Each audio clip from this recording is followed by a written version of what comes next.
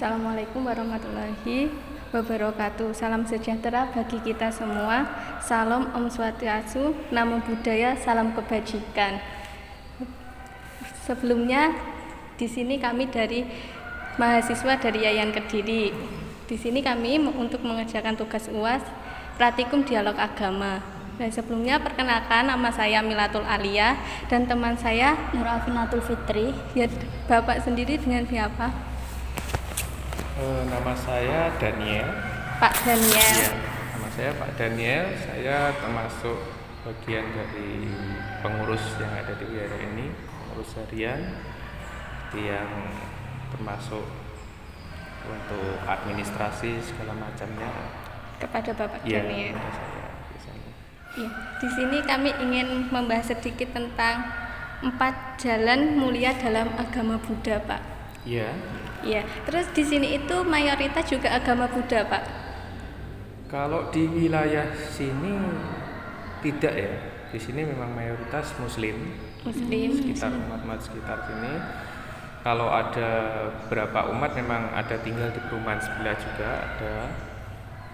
Tapi pada dasarnya secara umum umat Buddha di seluruh Indonesia ini yang tercatat di KTP ini jumlahnya kecil sekali. Sedikit. Kalau dari data KTP kurang dari 1% dari seluruh umat. Dari seluruh Indonesia itu. Yang ada di Indonesia itu cuma aja kurang dari 1%, dan kebanyakan dari pendukung-pendukung dari ajaran Buddha ini kami menyebutnya simpatisan. Memang dari keyakinan lain yang ikut turut serta dalam acara-acara di vihara kami, menjadi donatur, terus juga untuk konsumsi atau segala macamnya, memang banyak dibantu dari simpatisan-simpatisan dari keyakinan lain juga. Berarti kalau ibadah itu bukan dari Kediri saja yang ke sini, tapi dari luar daerah juga ke sini. Biasanya seperti itu. Iya. Kalau toleransinya dari umat lain ke sini gimana? Kalau ada acara gitu juga menghormati toleran. Kalau pada umumnya, kalau sebelum pandemi biasanya ada kunjungan dari mahasiswa IAIN juga. Biasanya waktu acara Waisak atau Katina. Itu 2 acara yang satu perayaan peringatan Waisak ini adalah peringatan karena ini disebut Trisuci Waisak, peringatan akan kelahiran Pangeran Siddhartha, kedua tercapainya pencerahan dan menjadi seorang Buddha, dan yang ketiga mangkatnya dari Buddha Gotama. Semua terjadi di bulan Waisak pada bulan purnama. Pada bulan purnama. Ya. Kalau di India kan disebut Waisak. Bulannya Waisak, kalau di Indonesia jatuhnya kurang lebih bulan Mei. Mei. Dan yang satu ini Katina, ini perayaan. Ini satu-satunya perayaan yang kita umat Buddha miliki. Jadi di hari Katina ini bisa secara mudah dikatakan atau digambarkan ini hari perdana kepada para biku. Setelah para biku melakukan pensunyian diri dari menyepi. Para biku selama musim hujan ini dia harus tinggal di satu vihara dan mengurangi aktivitas keluar. Tujuannya untuk apa, Pak? Mengurangi. Untuk melatih diri. Jadi diharapkan selama masa fasa ini para biku bisa meningkatkan spiritual mereka. Dan juga kegiatannya apa, Pak, biasanya? Kegiatannya?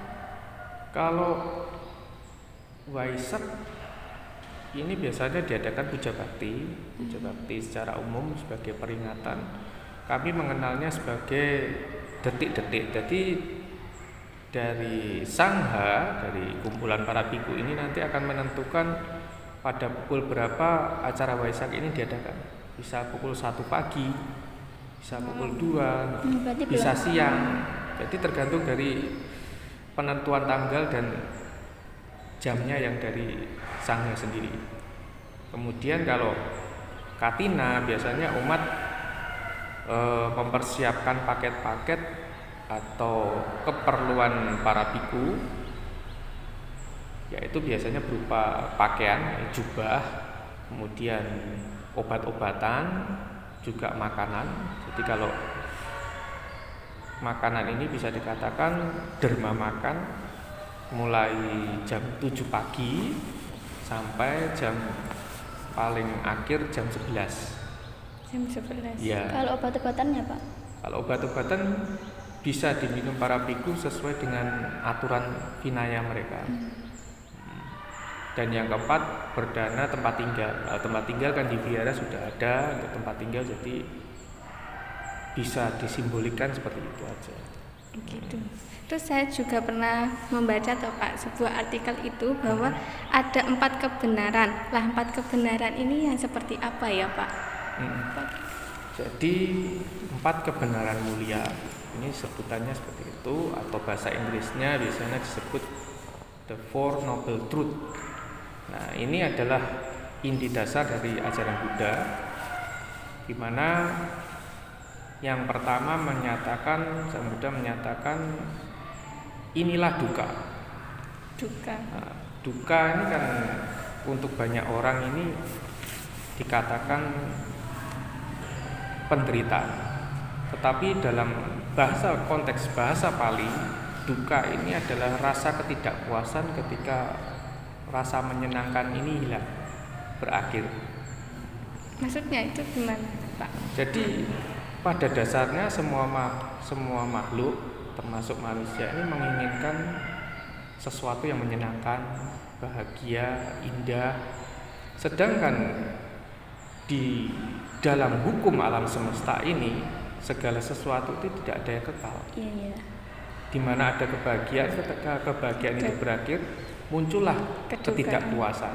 Ketidakpuasan inilah yang menimbulkan penderitaan. Nah, Sang Buddha mengajarkan mengenai itu. Jadi untuk keyakinan lain mungkin ada yang memandangnya sebagai pesimistis. Tetapi bagi kami, Sang Buddha mengajarkan realita. Inilah kebenaran. Tidak mungkin bisa dirubah. Semua yang lahir, sakit, tua, mati itu adalah ketidakpuasan. Karena pada dasarnya siapa sih yang nggak mau hidup yang lama sekali, menikmati kebahagiaan, lihat anak cucunya, cicitnya sampai ke bawah. Tetapi kenyataannya manusia juga harus meninggal.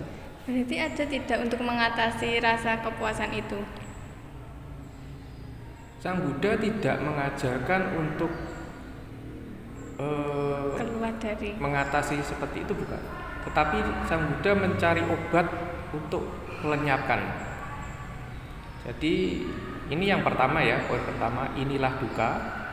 Kemudian yang kedua, inilah sebab duka. Sang Buddha menyatakan seperti itu dengan menggambarkan bahwa keinginan tanha atau nafsu keinginan. Jadi bukan keinginan saja ya, tapi nafsu. Nafsu keinginan inilah yang membuat munculnya segala penderitaan atau duka itu. Jadi misalkan keinginan ini dimisalkan saya sedang menulis misalkan skripsi dengan pulpen. Kebetulan ballpoint saya habis. Nah itu sudah malam ya, jadi mungkin antara jam 7 jam 9. Kan toko buku tutup jam 9. Saya pergi keluar mencari ballpoint ini. Ketika saya datang, kok jam 8 itu tokonya sudah tutup. Nah, terus kalau pada waktu itu muncul saya gimana caranya harus dapat pulpen ini, itu yang disebut nafsu. Nafsu ya. Tapi kalau keinginan, kalau sudah tutup, ya udah, saya pulang aja, saya tunggu besok nanti saya beli lagi. Ini perbedaannya seperti itu. Nah, ini nafsu ini yang membuat getol untuk mendapatkan sesuatu dengan mencengkeram seperti itu. Nah, ini yang disebut nafsu. Jika keinginan ini tidak tercapai, munculnya tidak puas. Nah, ini yang menyebabkan lagi kepada duka itu tadi, penderitaan. Pak, jadi sebab penderitaan itu tergantung diri sendiri ya Pak? Apa gimana? Sang Buddha menyatakan ya, tergantung diri sendiri. Semua makhluk, entah para dewa, entah mereka yang lahir di alam-alam bawah neraka, menjadi binatang atau hantu gentayangan, penyebabnya dirinya sendiri. Diri sendiri. Iya, itulah yang menyebabkan mereka bahagia, itu yang menyebabkan mereka menderita dari diri sendiri. Kemudian yang ketiga, inilah akhir duka. Jadi duka ini bisa diakhiri. Jadi bukan disembuhkan tapi diakhiri, diputus. Caranya? Nah, inilah akhir duka. Akhir duka ini secara sederhana Sang Buddha mengatakan nibbana. Nibbana. Atau padamnya keserakahan, kebencian, dan kebodohan batin. Karena Sang Buddha menyatakan dari tiga hal ini yang disebut racun dunia, dan inilah yang membuat semua penderitaan di dunia ini muncul ini. Serakah, benci, dan kebodohan batin. Kebodohan batin ini dimisalkan secara mudahnya penjelasannya adalah ketidaktahuan atau ketidakmampuan untuk memilih jalan yang baik atau yang benar. Bisa saja dia sudah tahu jalan yang benar seperti apa, tapi dia memilih untuk jalan yang salah. Ini kebodohan. Kebodohan. Ya. Ini gambarnya seperti itu. Dan yang terakhir, inilah jalan untuk mengakhiri duka. Setelah Sang Buddha membabarkan tiga hal tadi, yang terakhir dia menunjukkan ini loh jalannya. Jalannya adalah jalan mulia berfaktor 8.